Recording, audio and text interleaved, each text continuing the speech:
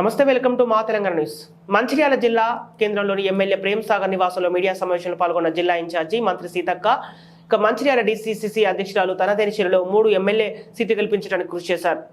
ప్రజల సమస్యలు, ఇబ్బందులు, జిల్లాపై అవగాహన ఉన్నందునే ఉమ్మడి జిల్లా బాధ్యత నాకు అప్పగించాల్సిన సంతోషంగా ఉంది.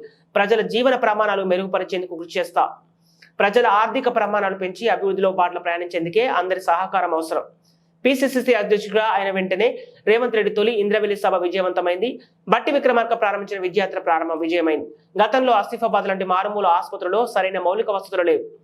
నిరుద్యోగుల ఆశలపై గత పాలకులు నీళ్లు చల్లారు. అందుకే ప్రజలు మాకు పట్టం కట్టారు. కాళేశ్వరం ప్రాజెక్టు అవినీతి కుప్పగా మారింది. అభివృద్ధి పథంలో తీసుకెళ్లడం కోసం సెంటిమెంట్ తోనే ఉమ్మడి జిల్లా నుంచి శ్రీకారం చుట్టారు సీఎం రేవంత్ రెడ్డి. నాడు అమరులైన కుటుంబాలకు ఇళ్ల స్థలాలు, అమరులకు స్మృతివనం నిర్మాణానికి సీఎం చేతుల మీదుగా శంకుస్థాపన చేశారు. గత పాలకులు ఇంటింటికి నీళ్లు ఇస్తామని అన్నారు. ఎక్కడా నీళ్లు రావడం లేదు. ఉమ్మడి జిల్లాలో రక్తహీనత సమస్యలు, అంగన్వాడీలో పౌష్టికాహారం అందడం లేదని, ఇరిగేషన్ వ్యవస్థ సక్రమంగా లేదు. కడెం కాలువల మరమ్మతులను నిధులు మంజూరు చేస్తున్నాం. 10 ఏళ్లు అధికారంలో ఉన్న బీఆర్ఎస్ నేతలు ప్రజలను కలవలేదు. ప్రభుత్వ ఉద్యోగులు వారి సమస్యలు మెరుపెట్టుకుంటున్నా కూడా పట్టించుకోలేదు. నేడు జీతాలు ఇవ్వలేని పరిస్థితి. 10 ఏళ్ల పాలనలో తెలంగాణను అప్పులో తెలంగాణగా మార్చారు. రాబోయే రోజుల్లో తాగునీరు, రోడ్డు సౌకర్యం మెరుగుపరుస్తాం. ఈరోజు ఈ ఉమ్మడి ఆదిలాబాద్ జిల్లాకు ఇన్ఛార్జి మినిస్టర్గా రావడం నాకు చాలా సంతోషాన్ని, అదేవిధంగా అదృష్టంగా భావిస్తా ఉన్నా. ఎందుకంటే వెనుకబడిన ప్రాంతాల యొక్క ప్రజల యొక్క అవస్థలు తెలిసినటువంటి వ్యక్తులుగా ఇలాంటి ప్రాంతాలలో మాలాంటి వాళ్ళం ఉండడం కూడా, మరి మారుమూల అటవీ గ్రామాలు కానీ, గూడాలు, తండలు, దళిత వాడలు, పల్లెలు, అట్టడుగు వెనుకబడిన కులాలు, మైనార్టీలు, అన్ని వర్గాల ప్రజల సమస్యలు కొంత అవగాహన ఉన్నటువంటి వ్యక్తిగా, అదేవిధంగా ఆదిలాబాద్ యొక్క భౌగోళిక స్వరూపం కానీ, పేదరికం కానీ తెలిసిన వ్యక్తిగా నాకు ఈ యొక్క అవకాశం వచ్చింది. దానికి నేను అక్కడ ఉన్నటువంటి రాష్ట్ర ముఖ్యమంత్రి గారికి, డిప్యూటీ సీఎం గారికి ప్రత్యేక ధన్యవాదాలు తెలియజేస్తా ఉన్నాను. అందుకే అందరం కలిసికట్టుగా ఈ ఉమ్మడి ఆదిలాబాద్ జిల్లాను అభివృద్ధి పదంలోకి తీసుకెళ్లడానికి ఈ జిల్లా ప్రజలందరి యొక్క సహకారంతో పాటు రాష్ట్ర ప్రభుత్వం యొక్క ప్రోత్సాహం కూడా ఉంటుందని భావిస్తా ఉన్నాను. సీఎం రేవంత్ రెడ్డి గారు ఆ రోజు మరి పిసిసి అధ్యక్షుడైన వెంటనే మొదటి బహిరంగ సభ, భారీ బహిరంగ సభ ఆ రోజు ప్రేమ్ సాగర్ అన్న గారి భుజాల మీద నుంచే వాస్తవానికి వారు ఇనిషియేట్ తీసుకొని పూర్తి స్థాయిలో చేయడం జరిగింది. చాలా పెద్ద ఎత్తున సక్సెస్ అయింది.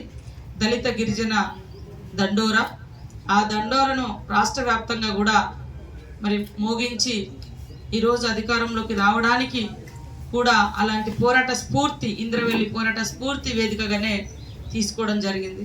తర్వాత మరో సోదరుడు మా డిప్యూటీ సీఎం గారు బట్టి విక్రమార్కన్న గారు కూడా వారి యొక్క పాదయాత్ర కూడా ఇక్కడ నుంచే ప్రారంభించడం జరిగింది. కానీ ఈ ఉమ్మడి ఆదిలాబాద్ జిల్లాకు గత ప్రభుత్వము అన్యాయం చేసింది. వాస్తవానికి కనీసం హాస్పిటల్లో డాక్టర్లు కూడా లేనటువంటి పరిస్థితి ఆసిఫాబాద్ లాంటి ఏరియాలలో ఇవ్వను కూడా ఇవ్వలేదు. ఈరోజు మేము ఇచ్చిన నోటిఫికేషన్ ఇవ్వడానికి 10 ఏళ్ళు పట్టిరు నర్సులకు.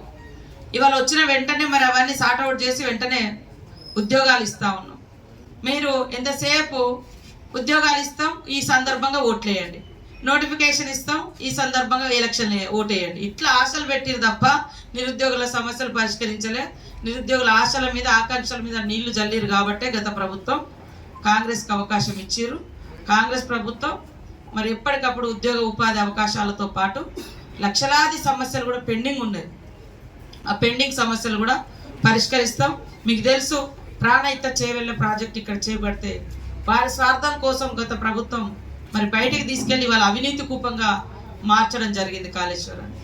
కాబట్టి ఉమ్మడి ఆదిలాబాద్ జిల్లాలో ఉన్నటువంటి ప్రతి బిడ్డ ఆలోచించాల్సిన అవసరం ఉందని తెలియజేస్తూ, పోరాటానికి స్ఫూర్తిగా ఆ రోజు ఎట్లయితే సీఎం రేవంత్ రెడ్డి గారు, ఈనాటి సీఎం గారు మరి బట్టి విక్రమార్కన్న గారు ఎట్లయితే వారు ఎంచుకున్నారో, అభివృద్ధి పదంలో కూడా మొదటి అడుగు వెనుకబడిన ప్రాంతంగా అనేక సమస్యలతో కునారిల్లుతున్న ప్రాంతాన్ని ఇతర ప్రాంతాలకు సమాంతరంగా అభివృద్ధి పదంలో తీసుకెళ్లడం కోసం మొదటి అడుగు కూడా ఆదిలాబాద్ జిల్లా నుంచే, ఉమ్మడి ఆదిలాబాద్ జిల్లా నుంచే పడుతుంది.